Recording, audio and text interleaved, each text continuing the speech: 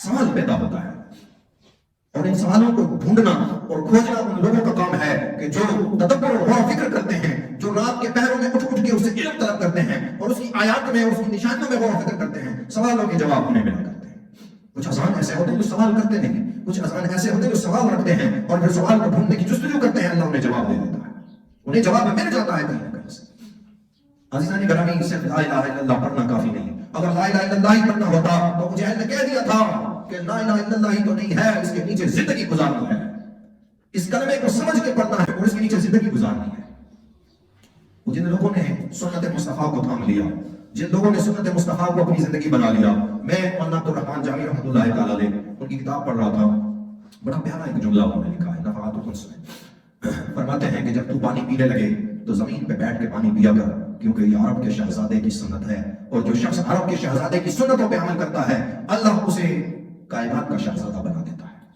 تو اب صرف پانی پینا ہی سنت نہیں ہے عرب کے شہزادے کی سنت، اور بھی بہت ساری سنتیں ہیں جنہیں سمجھنا اور اس پہ چلنا جب تم اپنی زندگی کا شعار بنا دیتے ہو، پھر اللہ تمہیں اس زمین پہ شہزادہ بنا دیتا ہے، پھر اللہ تمہاری زندگی کے اندر فراوانی داخل کرتا ہے، اللہ تمہیں رزق کی فراوانی عطا کرتا ہے، اللہ تمہیں عزت و شرف عطا کر دیتا ہے۔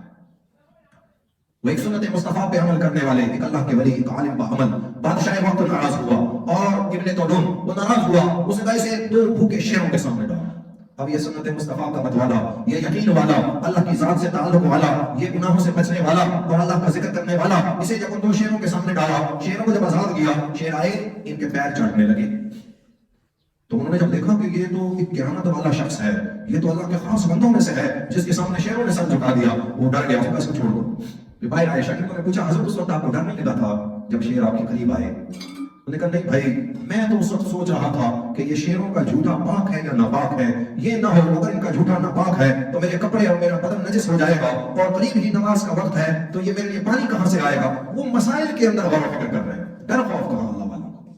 اللہ والوں کو خوف کہاں، اللہ والوں کو ڈر کہاں۔ جو بے نیاز کی صحبت میں بیٹھتا ہو اس کے اندر بے نیازی نہ آئے تو اور کیا آئے،